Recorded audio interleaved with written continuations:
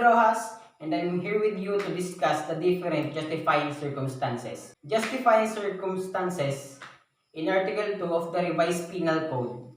They are those where the act of a person is said to be in accordance with the law, so that such person is deemed not to have transgressed the law and is free from both civil and criminal liability. There are different exempting exercises, such as defense of oneself or self-defense, defensive of a relative, defensive of a stranger, state of necessity, fulfillment of lawful duty or exercise of rights of or office, obedience to superior order. The first is self-defense. It must be proved with certainty and by sufficient, satisfactory, and convincing evidence that excludes any vestige of criminal aggression on the part of the person invoking it. Burden of proof rests upon the accused. His duty is to establish self-defense by clear and convincing evidence. Must rely on the strength of his own evidence and not the weakness of for the prosecution. There are elements of self-defense. And first, unlawful aggression, reasonable necessity of the means employed to prevent or repel the unlawful aggression, and lack of sufficient provocation on the part of the person defending himself. Second is unlawful aggression. It must be actual, sudden, unexpected attack or imminent danger thereof, not merely a threatening or intimidating attitude. The accused must present proof of positively strong act of real aggression. Lawful aggression must be such as to put in real peril the life of personal safety of the person defending himself or of others being defended and not imagined threat. It is the primordial requisites which must at all the time be present. When unlawful aggression is absent, there is no self-defense. It is indispensable requisites. There can be no self-defense, complete or incomplete, unless the victim has committed an unlawful aggression against the person defending himself. It must be actual physical assault or force or actual use of weapon or at least a threat to inflict a real injury. When there is no peril to one's life, limb, or right, there is no aggression. Insulting words addressed to the accused, no matter how objectionable they may have been without physical assault, could not constitute unlawful aggression. A slap of the face is an unlawful aggression.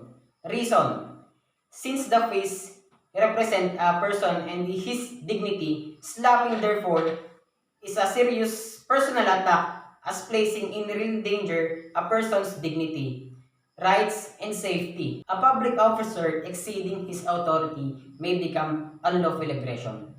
A sheriff carrying out a writ of execution exceeded his authority by talking against the will of the judgment debtor.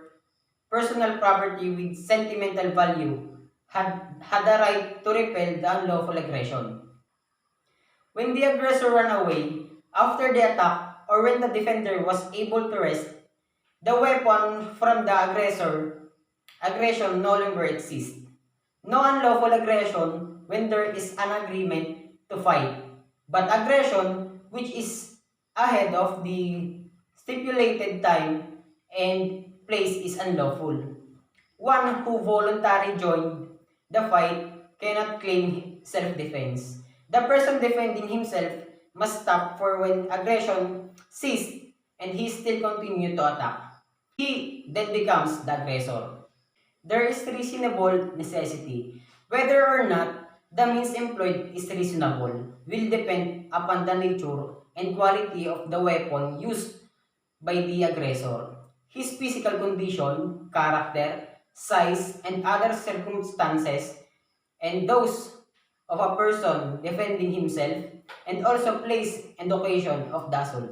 In defense of chastity, there must be imminent or immediate danger of rape to justify killing.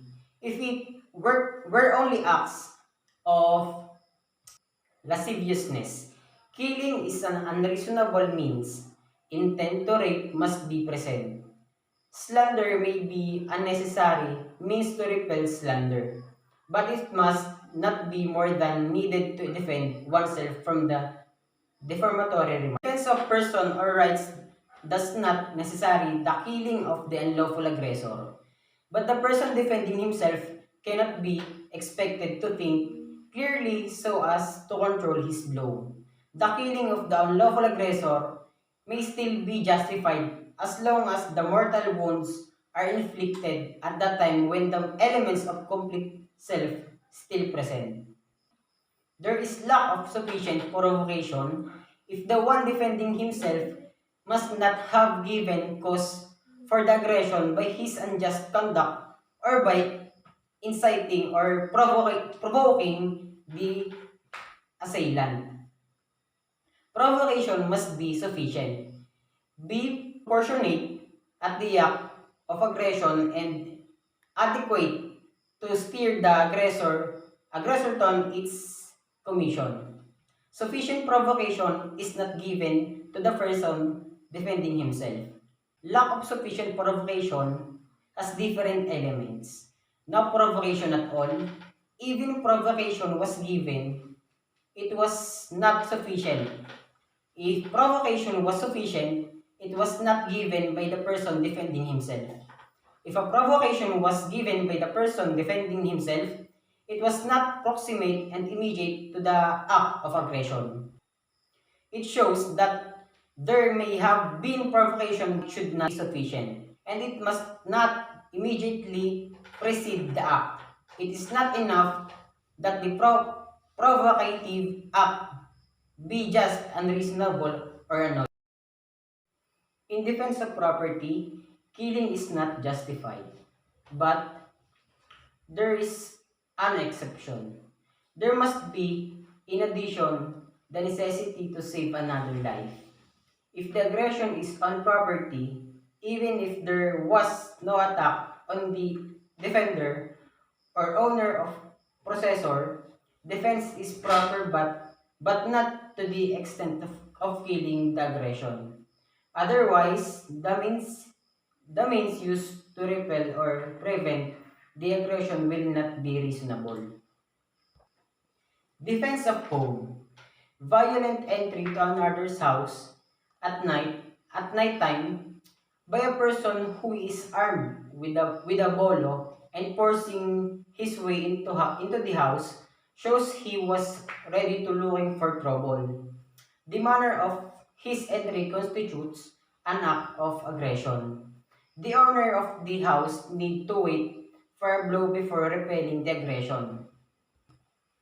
In defense of relatives, any person who acts in defense of the person or rights of his spouse, descendants, legitimate, natural or adopted brothers or sisters, or relative by affinity in the same degrees.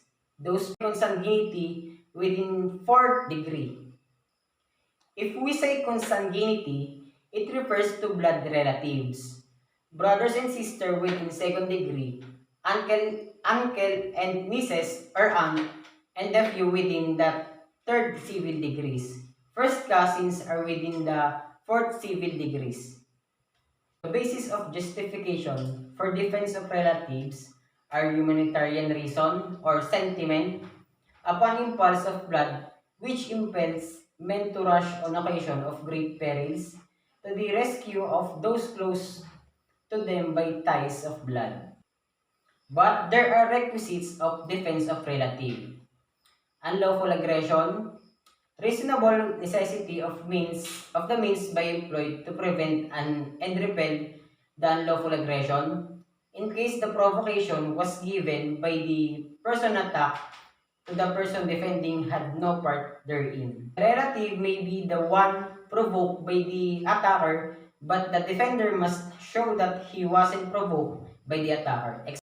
Defense of relatives beyond the fourth degree of consanguinity is defense of stranger. The basis of defense strangers. Person acting in defense of others are in the same condition and upon the same plane as those who act in defense of themselves. The ordinary man would not stand the companion killed without attempting to save his life. Defense of stranger has no provocation. Defender not be motivated by hate, revenge, any other evil motive. Strange includes boss, subordinate, and friends. The requisites of obedience to superior order are: an order has been issued by a superior. The order is for a legal purpose. The means used to carry out such as order is lawful. When the order is not for lawful purpose, the subordinate who obeyed it is criminally liable. However, if the subordinate is not liable for carrying an illegal order of his superior, if he is not aware of the legality of the order and he is not negligent.